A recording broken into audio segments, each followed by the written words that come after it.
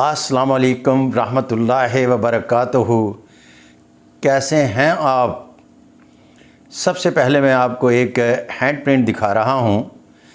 یہ بڑی اہم شخصیت کا ہاتھ ہے اور فن دستشناسی کی وہ شائقین جو ابھی ابتدائی مراحل میں ہیں اور اس فن کو سیکھنا چاہتے ہیں، ان کے لیے کہ وہ اس پر سب سے پہلے نشانات لگائیں اور میں اتنی دیر میں تھوڑی سی فن دستشناسی کے بارے میں ایک علمی توضیح پیش کر۔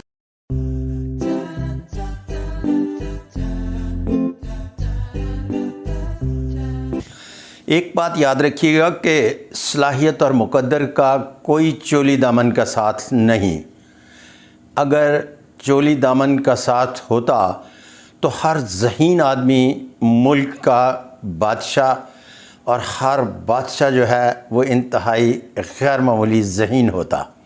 اس کا مطلب ہے کہ جس زمانہ قدیم کے وہ بادشاہ، پھر اس کے لیے وزیروں کا اہتمام کیا گیا، اس کے بعد محکمے اور سربراہ اور ایک پورا نیٹ ورک بنا۔ تو اس کا مطلب ہے کہ اگر بادشاہ ہر طرح کی ایسی صلاحیت جو ہر طرح کے احوال سے واقف ہو لے کر پیدا ہوتا، تو عام مقدر کے لوگ جنہیں کہا جاتا ہے لفظ، وہ عام مقدر کے ہی رہتے نہیں۔ مقدر انتہائی ڈل مائنڈڈ کے ہاتھ پر بھی ہو تو وہ بادشاہ بن جاتا ہے، اور جب عام آدمی کے ہاتھ پر کتنی بڑی ذہانت کی علامات پائی جائیں تو وہ اہم آدمی کبھی نہیں بنتا۔ اور کبھی ایسے اتفاق ہوتا ہے کہ انتہائی غیر معمولی اور اہم آدمی جو ہیں ان کے ہاتھ پر بھی غیر معمولی اور اہم مقدر کی لکیریں پائی جاتی ہیں۔ تو اب میں وہ ہینڈ پرنٹ دکھا رہا ہوں جن کا میں آپ کو تعارف کرواتا ہوں، تو دیکھیے گا۔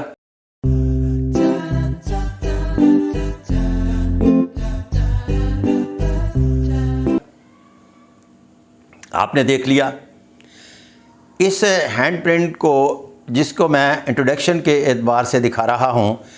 یہ آئی جی جیل خانہ جات جناب کوکب ندیم وڑائی صاحب کا ہینڈ پرنٹ ہے،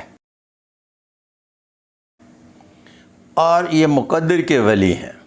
ذہانت کا معیار بھی انتہائی عمدہ۔ کہا جاتا ہے کہ پاکستان کی آفیسرز کلاس میں ان کی شخصیت کے بارے میں کہ یہ 84 جماعت پڑھے ہوئے ہیں۔ ان کے پاس زبردست قسم کی علمیت موجود ہے، لیکن بہت ساری لکیروں کے بارے میں آگے چل کر میں ڈسکس کروں گا کہ جو مقدر اور ذہانت کے بارے میں چولی دامن کے ساتھ سے تھوڑی سی ہٹ کر بات کرتی ہیں۔ تو اب دیکھیے گا آپ کا اگلا ہینڈ پرنٹ۔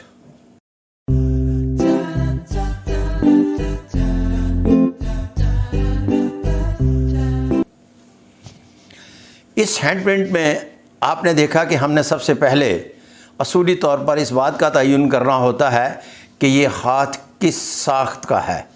تو اس کا مطلب ہے کہ آپ کے ہاتھ پر وہی جو چوتھی انگلی کے نیچے اور پہلی انگلی کے نیچے ابھار والے حصے میں زبردست قسم کی 2 علامات پائی جاتی ہیں، جس کی بنیاد پر بائی برتھ ایڈمنسٹریٹر ہیں، لیکن وی آئی پی نہیں، اس لیے کہ ہاتھوں کی جلد درمیانہ درجے کی ہے، بہت زیادہ سافٹ نہیں اور نہ ہی کھردری، تو لہٰذا یہ اپنا بائی برتھ ایڈمنسٹریٹر پیدا ہوئے، اور ان کی ضمنی کلاس جو ہے نا، وہ ضمنی کلاس ایڈمنسٹریٹر 3 کی ہوگی۔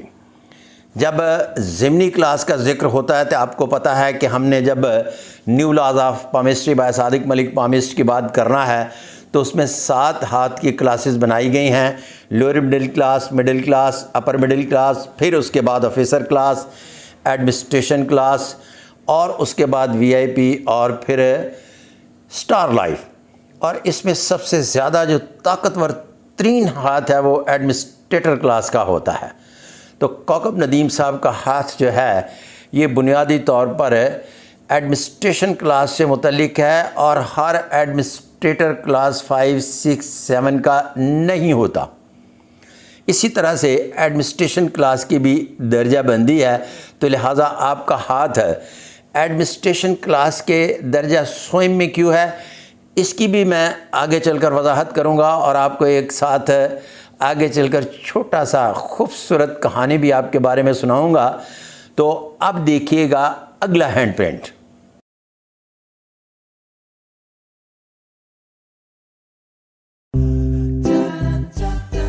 آپ نے دیکھا ہینڈ پرنٹ نمبر 3، اس پر لکھا ہوا ہے راجا یوگ، اور راجا یوگ کے بارے میں آپ جانتے ہیں کہ new laws of palmistry by Sadiq Malik palmist میں اب راجا یوگ کی مختلف قسم کی علامات آپ کو پہچان کروائی جا رہی ہے 1 بائی 1۔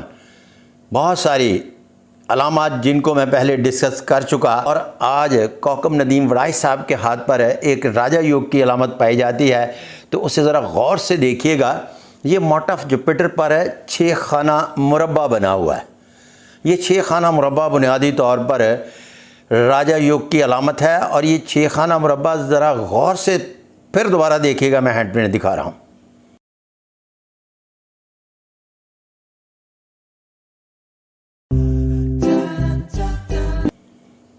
آپ نے دیکھ لیا۔ اچھا، اس مربع کی سب سے بڑی خوبصورت کوالٹی یہ ہے کہ اس کے سارے خانے جو ہیں وہ انڈیپینڈنٹ ہیں۔ اگر انڈیپینڈنٹ نہیں ہوتے تو یہ انتہائی غیر معمولی علامات میں چلا جاتا۔ تو راجا یوگ کی جتنی بھی علامات ہیں ان کے بارے میں آپ کو ایک بڑی بات تفصیل سے سمجھائی جا رہی ہے کہ راجا یوگ ہمیشہ انڈیپینڈنٹ علامات سے بنتا ہے۔ جب اس میں دوسری علامات کو شامل کر کے کوئی خاکہ بنے تو وہ 101 غیر معمولی علامات میں چلا جائے گا۔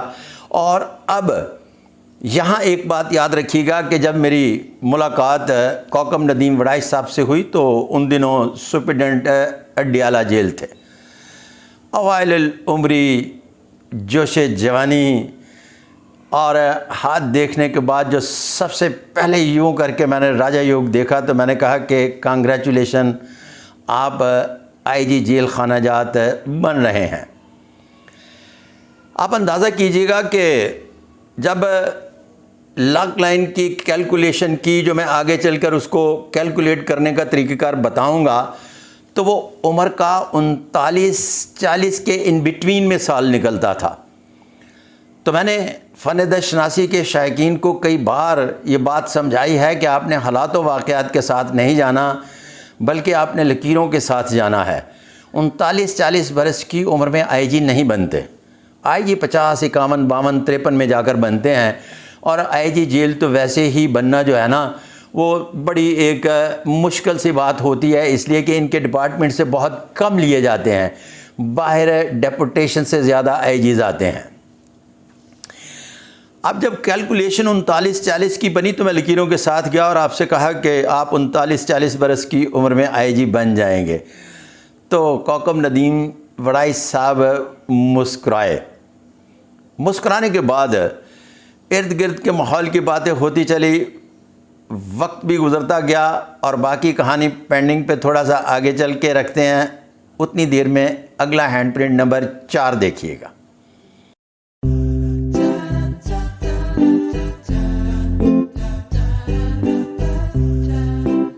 آپ نے ہینڈ پرنٹ نمبر 4 دیکھا، اس میں ماؤنٹس کی بات کی گئی ہے، وہی 6 mounts, Mount of Jupiter, Satan, Apollo, mercury, Venice اور مون، 6 کے 6 ابھار نمایاں۔ اب ان کے ہاتھ پر یہ دوسری راجا یوگ کی نئی انتہائی غیر معمولی علامت ہے، کیونکہ ان کے ابھاروں کو جب دیکھیں گے تو پرگوشت ہیں، لیکن یہ والے 2 ابھار اپنا کمبینیشن نہیں بناتے۔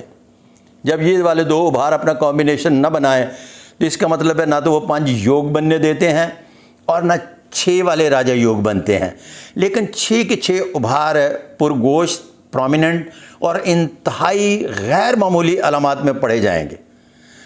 تو اس کا مطلب ہے کہانی کا اگلا سرا شروع کرتے ہیں۔ کہ جب راجہ یوگ کے بعد ان 6 ابھاروں کو دیکھا تو آپ سے کہا کہ آپ اپنے گریڈ سے کہیں اوپر کی اسامیاں کہ جیل خانہ گروپ میں گریڈ 20 تک بڑی مشکل سے جاتے ہیں، تو میں نے آپ سے کہا کہ آپ گریڈ 22 کی اسامیاں بھی انجوائے کریں گے اور ڈٹ کے انجوائے کریں گے۔ اب عمر کا وہ حصہ بھی لکیروں سے کیلکولیٹ کر کے بتایا گیا کہ عمر کے اس حصے میں آپ گریڈ 22 کی اسامی کو انجوائے کریں گے۔ جب عمر کا 39واں آیا تو اس وقت پنجاب میں مسلم لیگ نون کی حکومت بنی۔ آپ کے تعلقات شاید یوسف رضا گیلانی اور بہت سارے پیپلز پارٹی کے اہم رہنماؤں سے تھے، تو یہ جو کڑیاں بنتی ہیں نا کسی بھی شخص کے عروج و ارتقاء کی، اس کے لیے بھی بہت سارے زینے ہیں جو چڑھ کے جانا پڑتا ہے، تو اس کے لیے بھی قدرت پہلے سے راستے ہموار کرتی ہے۔ اب آپ جس گریڈ میں تھے اس گریڈ میں کسی بھی صورت آئی جی نہیں بن سکتے تھے، اور پھر دوسری سونے پہ سہاگا کہ سینٹر میں گورنمنٹ جو تھی پیپلز پارٹی کی تھی، پنجاب میں گورنمنٹ شریف برادران کی، اور شریف برادران اور آئی جی جیل ان کی اپنی مرضی کا نہ ہو یہ ممکن ہی نہیں۔ اور کمال دیکھیے کہ قسمت سے میں نے بڑے بڑے سرماؤں کو دیکھا ہے کہ کوئی نہیں لڑ سکتا، اور کوکب ندیم وڑائچ کی قسمت سے یقین جانیے کوئی نہیں لڑ سکا۔ اچانک 1 سٹیپ پروموشنز وہ ہوئیں جو پہلے کئی سالوں سے لوگوں کی پینڈنگ پڑی چلی آ رہی تھی۔ اس کے بعد بورڈ ہوا، بورڈ ہونے کے بعد یہ جیل خانہ جات کے کم عمر ترین 39 برس کی عمر میں آئی جی بنے۔ اس کو مقدر کہتے ہیں۔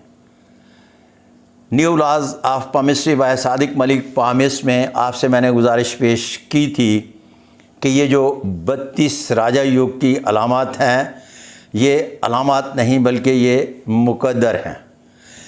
101 غیر معمولی جو ہاتھ پر علامات پائی جاتی ہیں یہ علامات نہیں بلکہ مقدر ہیں۔ اسی طرح سے ایک بات یاد رہے کہ پہلے بھی میں ایک ایپیسوڈ میں یہ بتا چکا کہ جس کو مقدر کی لکیر سے منسوب کر کے مقدر پڑھا جاتا ہے وہ مقدر کی لکیر نہیں بلکہ ڈائریکشن کا پتہ دیتی ہے۔ اور ایک ہینڈ پرنٹ میں جو میرے ہی اسی چینل پہ پڑا ہوا ہے دولت کی لکیر کے حوالے سے، اس میں طریقہ کار بتایا ہے کہ اس مقدر کی لکیر سے دولت کی لکیر کو کس طرح سے تلاش کیا جاتا ہے۔ تو اب دیکھیے گا آپ اگلا ہینڈ پرنٹ۔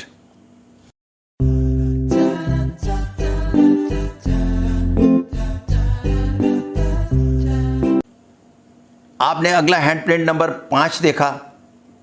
عدد 5 ویسے بھی بڑا کمال کا ہے، اس لیے کہ جو میں ہینڈ پرنٹ دکھا رہا ہوں یہ 5 نمبر پہ دکھا رہا ہوں، اور مقدر کی لکیر بہت زیادہ ٹوٹی پھوٹی ہے۔ اتنی ٹوٹی پھوٹی مقدر کی لکیر دیکھنے کے بعد کسی آدمی کو بندہ یہ کہہ دے کہ آپ آئی جی بنیں گے سوچ بھی نہیں سکتا۔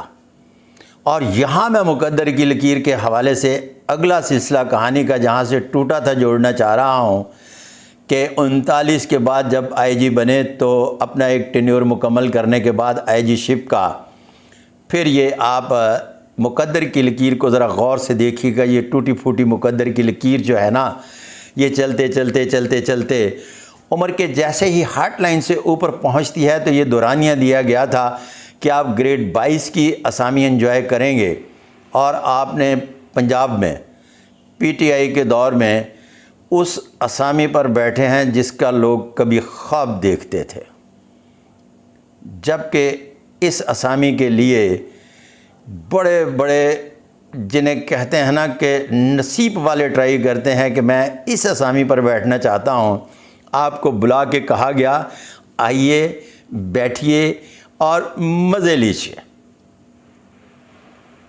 اسی ہینڈ پرنٹ کو پھر آپ نے دیکھنا ہے۔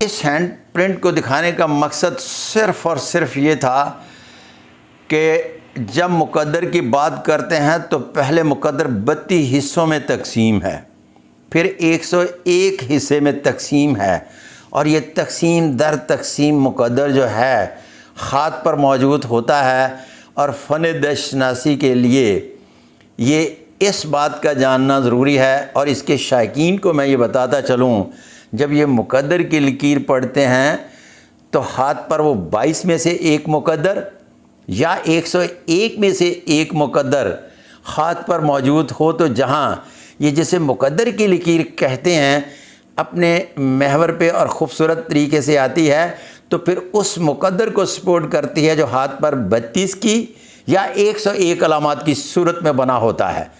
تو آپ کے ہاتھ پر جہاں مقدر کی لکیر ٹھیک ہوتی ہے، زبردست طریقے سے پھر آپ کو 22 پہ بٹھایا گیا۔ تو اب اگلا ہینڈ پرنٹ دیکھیے گا۔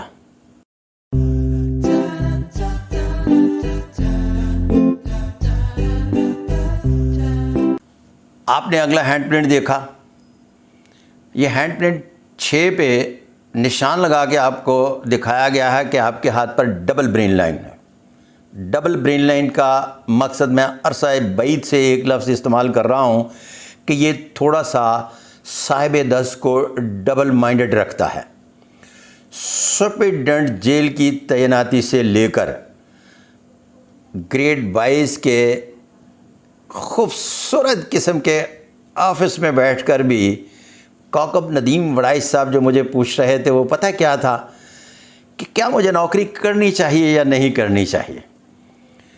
جن عہدوں کا لوگ خواب دیکھتے ہیں اس عہدے پر بیٹھ کر بھی پوچھ رہے تھے کرنی چاہیے یا نہیں کرنی چاہیے۔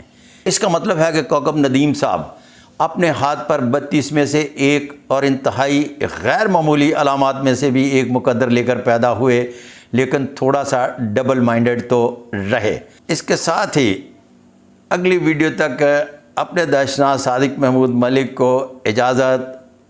اللہ حافظ۔